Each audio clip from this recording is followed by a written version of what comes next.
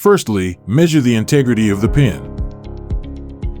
Take a tool and mark it at 17 millimeters.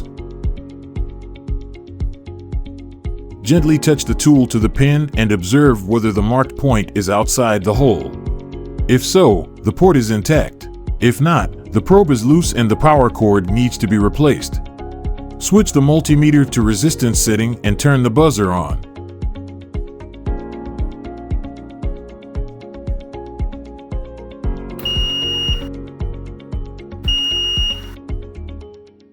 Touch the positive probe of the multimeter to the negative pole of the yellow terminal and the negative probe to the negative pole of the power cord.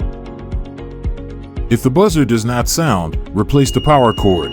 If the buzzer does sound, continue the inspection. Touch the positive probe of the multimeter to the positive pole of the yellow terminal and the negative probe to the positive pole of the power cord. If the buzzer does not sound, replace the power cord. If the buzzer does sound, continue the inspection. Touch the positive probe of the multimeter to the pin in the black terminal and the negative probe to the pin in the black port.